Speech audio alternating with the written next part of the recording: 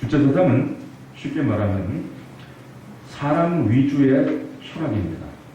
사람이 이 세상에서 제일 중요하다는 거죠. 그렇기 때문에 주체사상에서 제일 중요한 것은 주체사상에 나타난 인간관입니다.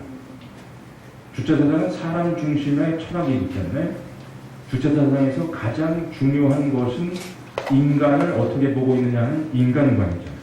그래서 저는 오늘 여러분들에게 주체사상의 인간관을 설명해드리고 그 인간관이 성경에 나타난 인간 이해와 서로 어떻게 다른지, 그리고 또 우리가 이런 인간 이해를 갖고 있는 분들을 위해서 어떻게 기도하고 준비해야 하는지 이 부분을 함께 나누고 싶습니다. 기독교 세계관을 가장 줄여서 짧게 말하면 이렇습니다. 기독교 세계관은 이 세상에서 가장 중요한 존재는 하나님이십니다.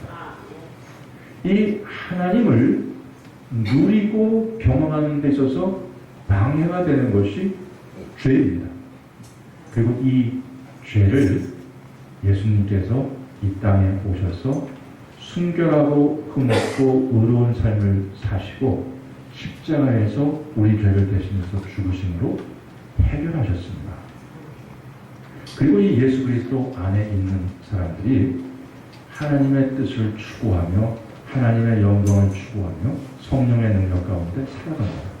이것이 기독교 세계관을 짧게 줄인 겁니다. 주체 사상에서는 그러면 가장 중요한 걸 뭐라 그럴까요? 인간이 제일 중요하기 때문에 주체 사상에서 가장 중요하게 생각하는 가치는 인간의 이익입니다. 북한에서는 당도 인민의 이익을 위해서 투쟁하는 기구이기 때문에 존중돼야 되고, 수령은 왜 충성해야 되냐? 수령처럼 인민의 이익을 위해서 헌신하는 존재가 없다는 것입니다. 그래서 수령에게 충성해야 된다, 이런 얘기를 하죠. 그리고 충성을 존경해야 되는 거, 이유는 뭐냐? 수령은 목숨 걸고 인민의 이익을 위해서 일하기 때문이다, 이런 얘기를 하죠.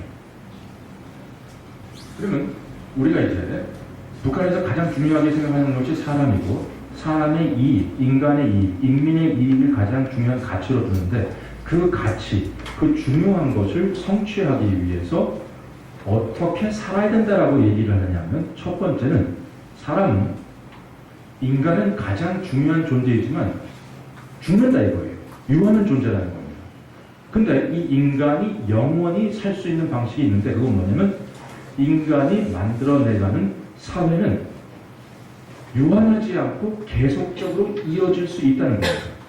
그래서 인간은 어떤 존재냐면 사회적, 정치적 생명을 가지고 있는 존재다.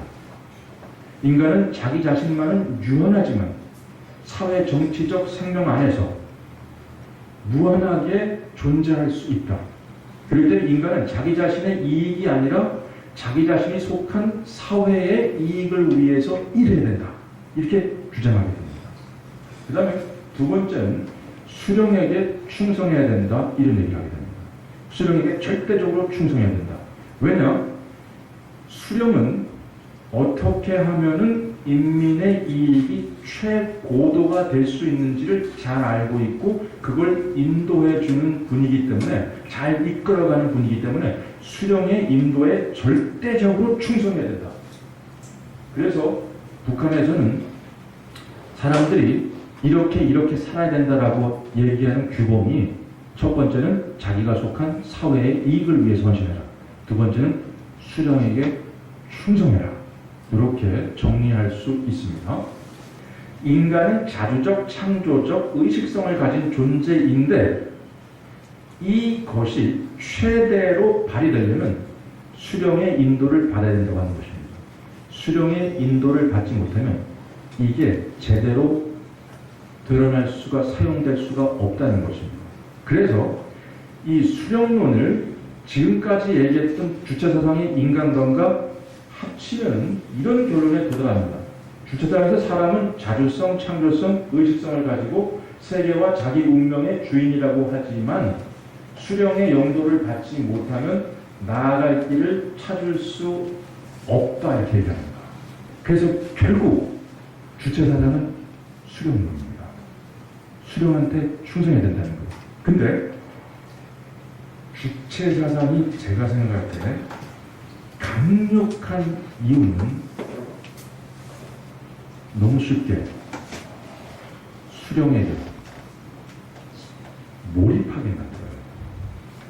사실 주체사상과 기독교는 결정적으로 갈라지는 게 있습니다. 그게 뭐냐면 수령은, 주체사상에서 수령은 인간의 이익을 위해 존재합니다. 그리고 수령의 영도하에 인간은 인간답게 살 수 있다고 말합니다. 그래서 수령은 인간을 수령의 노예로 만들어버립니다. 수령에게 절대적으로 충성 복종해야 된다. 이렇게 해가지고 노예를 만들어버려요. 그리고 수령은 말이죠. 제가 생각할 때 자기가 지키지 못할 약속을 막 합니다. 왜? 인간의 이익을 위해서 자기 자신을 따라오면 인간의 이익이 최대화될 거라고 얘기했거든요. 근데 지금 북한은 어떻습니까? 세계 최빈국, 최고로 가난한 나라 가운데 하나입니다. 수령은 어떤 존재냐? 자기도 지킬 약속은, 지키지 못할 약속을 막 하는 존재입니다. 그리고 수령은 인간을 노예로 만들 거예요. 기독교 하나님은 하나님의 형상으로 인간을 만드시고 죄에 빠진 인간을 구원하십니다. 그리고 풍성한 삶을 누릴 수 있게 하시죠. 그 영원한 삶을 누릴 수 있도록 하십니다. 진리는 우리로 하여금 알면 알수록 우리 자신을 자유하게 합니다. 자, 그리고 주체사상에서 추구하는 가치는 인간은 수령의 영도를 받아 인간의 이익을 추구해야 된다고 얘기합니다. 그렇지만 기독교에서는 인간은 하나님을 사랑하고 하나님께 영광을 돌려야 된다. 이렇게 얘기하죠. 인간의 이익을 추구하면 망하는 거예요. 하나님께 영광 돌리면, 하나님과 동행하는 삶을 살면 하나님께서 인간에 필요한 모든 것을 공급하신다. 이것이 성경에서 우리에게 말씀하는 겁니다. 그래서 기독교에서 인간은 죄인이며 거듭나야 되고, 인간이 성령의 역사 가운데에서 새롭게 변화되게 되면 인간은 어떤 사람이 되는가? 예수 그리스도를 믿고 이전에는 자기 육신의 욕심, 마음의 정욕을 쫓아 살던 사람이 하나님의 영광을 추구하면서 살게 됩니다. 사실 인간의 필요는 추구하는 것이 아니라 하나님이 채워주시는 겁니다. 북한에서는 인간의 이익을 채우기 위해서, 그 필요를 채우기 위해서 쫓아갑니다. 근데 성경에서는 하나님께서 이렇게 말씀하시죠. 먼저 하나님 나라와 의를 구해라. 그리하면 너희에게 필요한 모든 것 공급해 주겠다. 이렇게 말씀하십니다. 자, 주체사상과 기독교를 비교해서 종합적으로 논의하면 외면적으로 상당히 비슷하지만 하나는 인간의 이익을 추구하면서 그 이익을 달성해 주지 못한다는 것입니다. 그리고 기독교는 하나님의 영광을 추구하면서 인간이 누릴 수 있는 가장 풍성한 삶을 누릴 수 있게 해준다고 하는 것입니다. 인간의 이익을 추구한다는 수령은 인민의 필요를 채워주지 못하는 우상이라고 할 수 있습니다. 하나님께서는 풍성한 삶을 약속하시고 먼저 그의 나라와 의를 구하는 모든 필요를 채워주신다고 약속하고 있습니다. 일단 그 수령을 굉장히 수령에 충성하게 만드는 중요한 기제 가운데 하나가 뭐였냐면 수령은 어버이라는 것이었습니다. 그래서 혈연적인 관계로 수령과 인민이 연결되어 있다는 것입니다. 근데 이것이 점점 약해지고 있어요. 김일성 때에는 이 수령과 인민의 혈연적인 관계가 그런 것처럼 보였습니다. 근데 김정일 때에는 군대를 위주로 하는 선군 정치를 주로 하면서 이 어버이라는 이미지가 퇴색되기 시작합니다.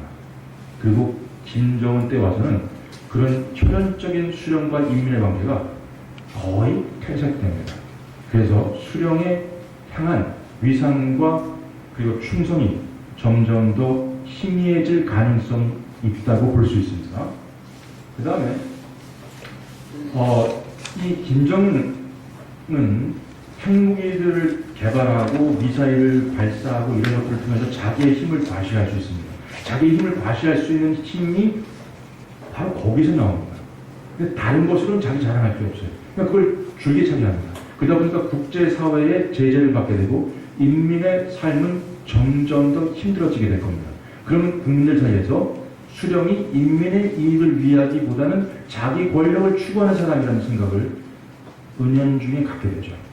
그래서 시기가 점차 흘러가면서 김정은이 수령으로서 존경받게 될 가능성은 이전 때보다 훨씬 더 줄어든다고 볼 수 있습니다.